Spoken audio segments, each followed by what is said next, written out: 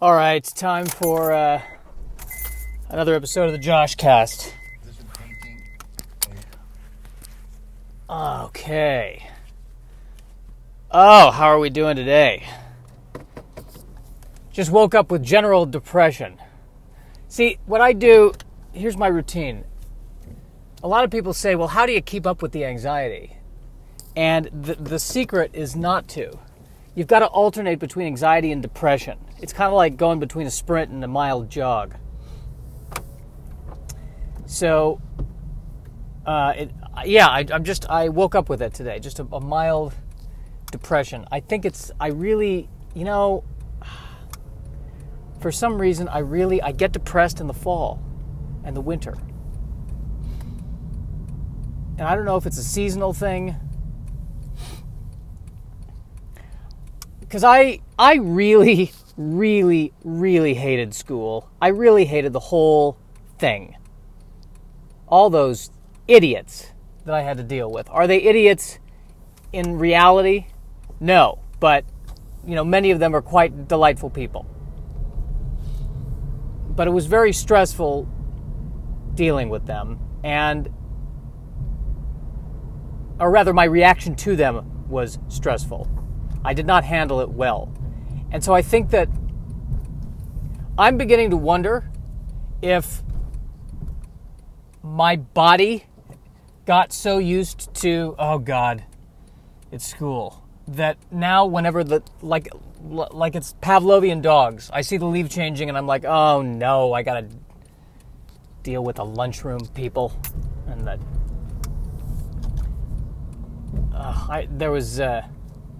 I remember in middle school, this happened. I'm in the library with, people I'm trying to be friends with. It's not working. They're acting out. I'm not. I'm just sitting there trying to mind my own business, trying not to act out. The librarian has it with them and just says, all right, everyone out. And then I think I went and tried to hide behind the computers because I didn't want to be kicked out, because there was an opportunity there for peace and quiet. And then she said, even you, the kid hiding behind the computers, get out. And we wonder why we're in the crisis we're in right now. The solution at the time was to kick everyone out of the place with knowledge. Get out of the library. Get out. Get out. It's over. Not even an attempt to say, hey, why don't you try reading this? Hey, while you're here, what about this thing to read? But now to play devil's advocate to that idea, these are middle school kids, so is that going to work?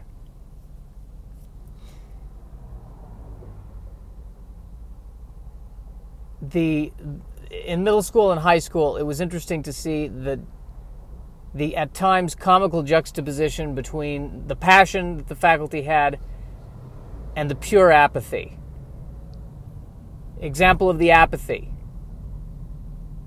In my gym class, we had a team sports segment, studying team sports. One of the team sports, bowling. That's what I did in gym. I went bowling.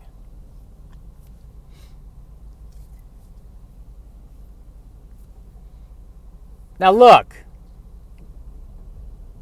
I don't want to diss bowling here. I know there are a lot of people out there, none of which are listening to this, who are huge bowling fans. I don't want to diss bowling.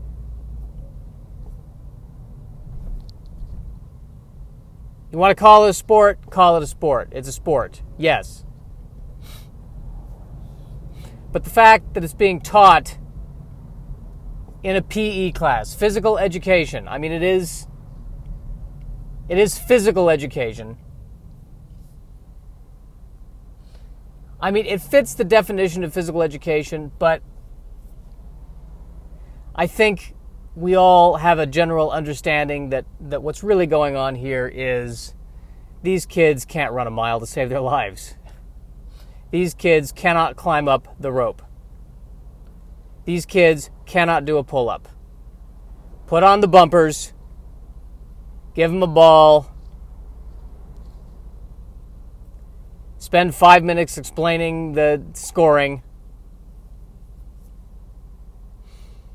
and go for a smoke break. That's what we need to do.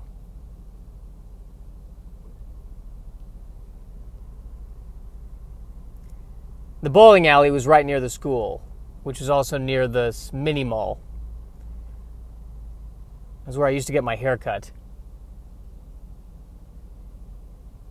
And I remember my stylist telling my mom that she or somebody caught 2 kids having sex in the dumpster behind the mini mall. Now, this is of course not primary source information, but I really have a hard time believing. I mean, maybe they were having sex near the dumpster, but in it?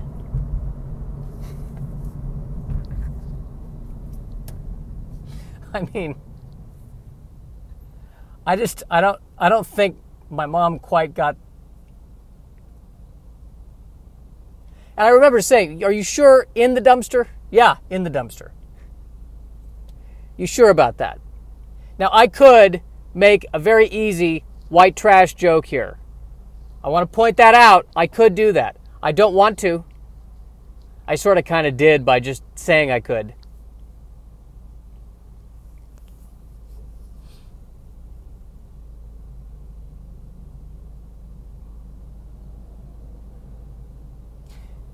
If I was the parents of those kids, I'd be like, you know what? Have sex at 14 or 15 years old. That's fine, but not in the dumpster. I will get you a motel room, please. Not even a motel room, a hotel room. I will.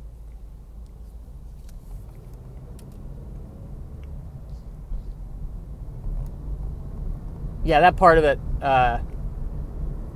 I'm sure something got lost in translation on that one, or in the telling of the story.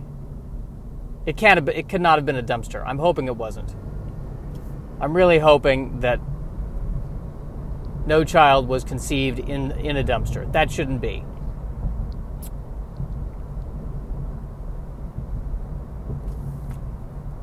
The idea of having sex in high school for me was so far away from reality. Like sex education class, I would categorize sex education class and learning about basketball as the same thing. It's me sitting there going, well, you know, this is great theory, but I never got to practice this. Yeah, free throw. Got it. Yeah, mark that down.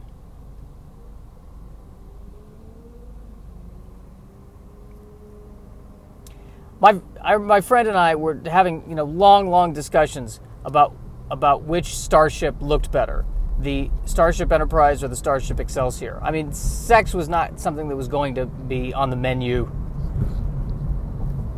in high school for me. Not remotely. But it was still fascinating. So what I had to do is I had to live vicariously through the people around me who might have been having sex.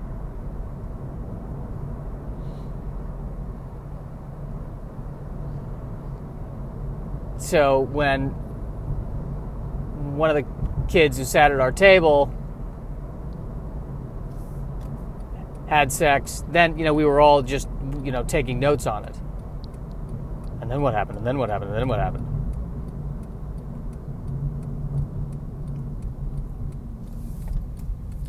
I was, that was hard. High school was middle school, the whole thing. The only good thing about high school was that it got to the point, I was so afraid of high school after what elementary and middle school was like. And the nicest thing in the world in high school was that all the kids who I thought were going to make fun of me just ignored me. And it was really bliss. I mean, I hate to admit this because it's counter to the narrative that I would like to have about me. But the high school actually, on balance, wasn't so bad. compared to what other people went through.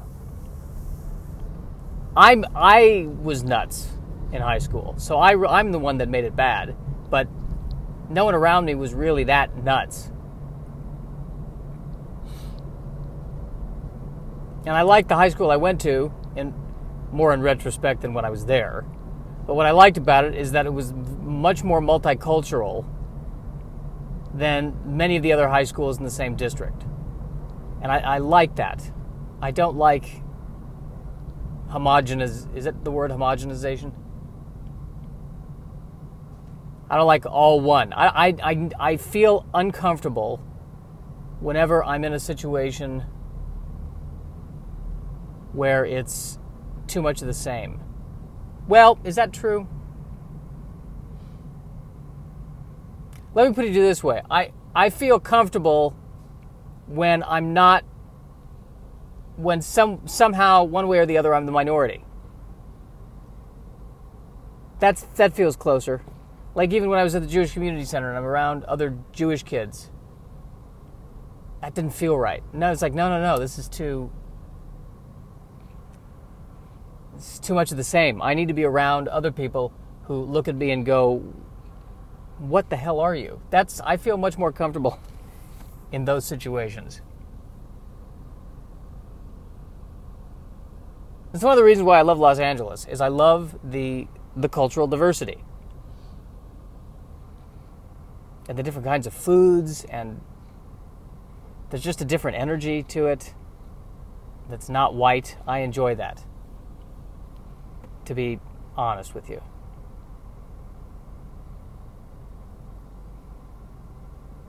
I hope I'm not saying anything controversial. Am I going to say anything that's going to get me fired from SNL? That's happening. Guy said some controversial things, some racist things, frankly, and got fired from SNL. It was said on a podcast that he did, and now there's debate over, well, it's a comedian doing a podcast, so is it blatantly, overtly racist stuff, or is it for the sake of comedy?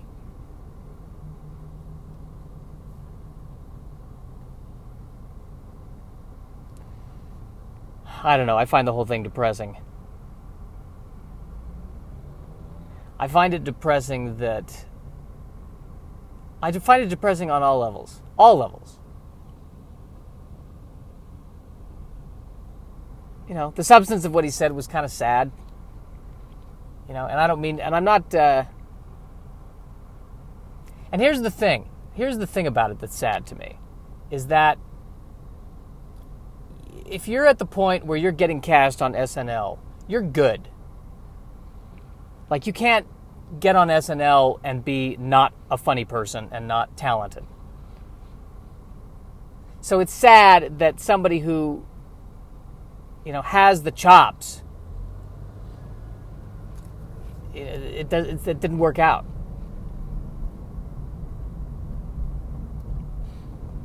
Should they have fired him? Should they have not fired him? I don't know. I mean, I wonder if it's almost like right now, what it feels to me like we're so polarized as a nation that you have people on the one end of the spectrum who are saying, we can say whatever we want, no filter, no filter. And they proceed to say some pretty nearly racist things, or they can say it, or things that could be interpreted as racist. And then on the other end of the spectrum, the reaction to that is, we can't allow this to stand. If anyone who says anything like this that's remotely like this, you're a threat.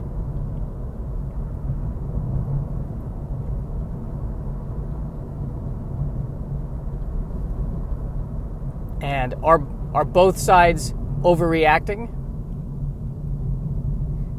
But then I ask myself, if in the greater context of evolution,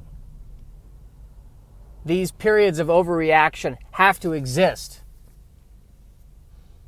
that it because people are saying about the Me Too movement. Oh, it was, have people gone too far? Have the accusations gone too far in certain cases? And I can't help but wonder, in the greater, if you step back, if maybe it needs to go too far in order to reestablish the balance that had been lost originally.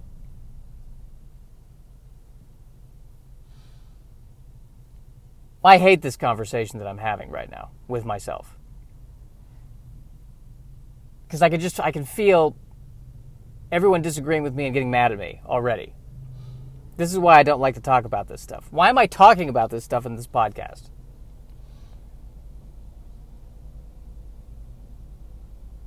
What scares me is that I'm wondering if, is there a tweet or is there a podcast or something where I've said something that's going to get me fired? That's my fear.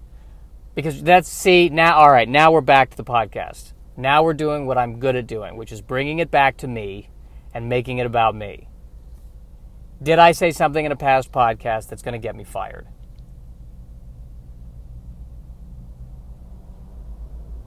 And chances are, no, with my luck, it's not, it'll be that when I'm complaining about J.J. Abrams' movie or something, I'll get the chance to be in a J.J. Abrams movie, and right before I signed the contract, he's like, so I was listening to this podcast, apparently you're not a fan of what I did with the Star Trek franchise that relaunched the entire franchise and is now responsible for the Star Trek Renaissance. You have a problem with that? Let's discuss that. Let's play the podcast right now in front of everybody at Bad Robot. Get out of my office, Snyder. Give me the gun, give me the badge. I feel like they get a gun and a badge at Bad Robot, his production company.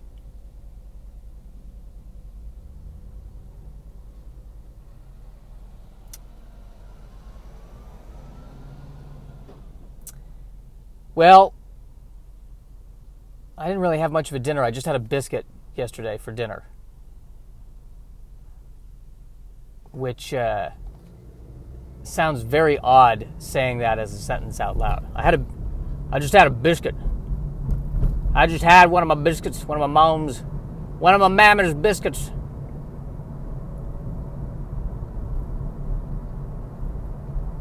So,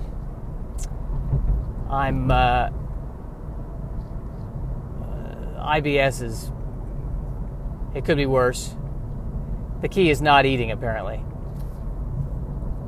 I think the other thing that's starting to happen, I can't eat right before I go to bed. That's what's throwing me.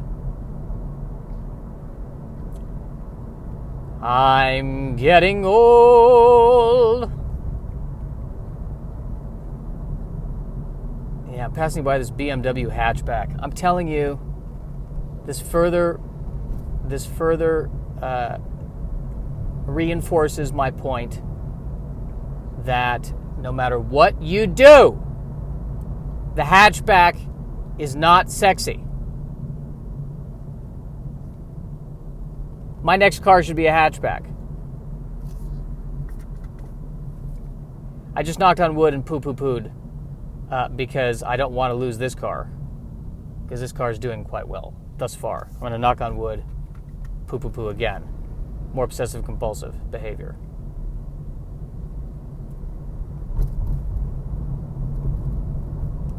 But a hatchback is not sexy, and I like that.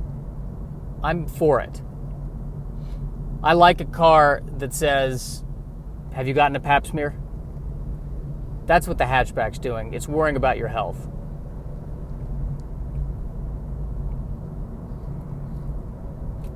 Like if they were to make a show called Knight Rider, or not a show called Knight Rider, they've already made the show. If they were to remake Knight Rider, I think he should have the car should have a sidekick that's a hatchback. Voiced by Billy Crystal. Driving around saying, "Okay, you don't need to speed here. We're not actually in pursuit of anybody. Let's observe the laws of traffic, please. Thank you."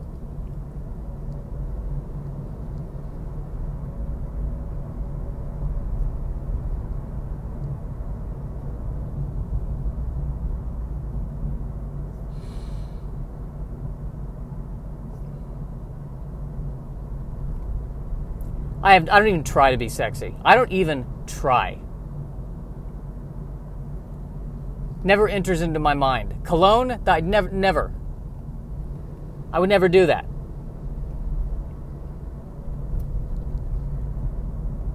It would never even occur to me. I don't think my dad uses it.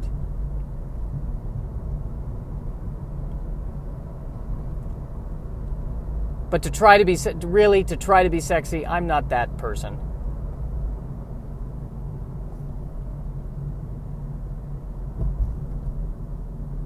But people love they love the chase or the dance of flirtation. Ah, the dance of flirtation. Ba-da-ba-dum, ba-da-ba-dum, dance of flirtation. Ba-da-ba-dum, ba-da-ba-dum, dance of flirtation. Ba-da-ba-dum, ba-da-ba-dum, dance of flirtation. That was an odd thing to suddenly sing out of nowhere.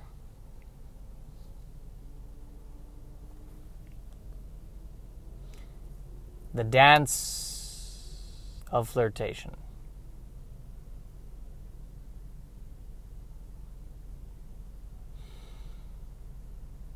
How are you doing? I don't know. How are you doing? That's a sexy dress you're wearing. Well, that's a very sexy suit you're wearing.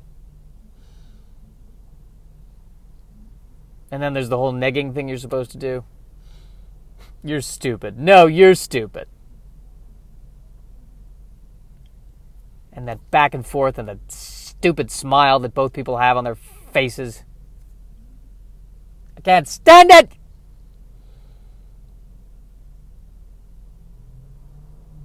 So what would be my ideal version of a first date? There would be no first date. That's what it would be. It wouldn't be a date. It wouldn't be go out to dinner and have this insipid conversation. You know what? Actually, I think I would want my ideal first date to be, quote unquote. I would want to be going with somebody on annoying errands. That's what I want. And we both just complain while we're running the errands. And I think from there, just a mutual respect and affection would blossom. That's what I'm looking to do. I mean, it's almost like it'd almost be like an Uber date or something. Or hey, you want to go...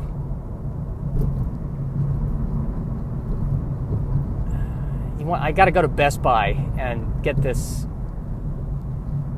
My iPad keyboard's dying. I need to get a new one. You want to go with me? Your keyboard's dying? Yeah. iPad's fine. Keyboard's dying. Guess what's not under warranty? I hate Best Buy. I know. I hate it too.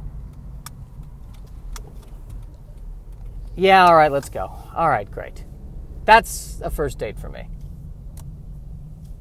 That's my ideal first date right there. All right, well, I've arrived at my destination. So, have a good day. Although I don't think this podcast drops until... Oh, I used the word drop like I'm hip. I don't think this podcast is released on iTunes until night. So, good night. I don't know.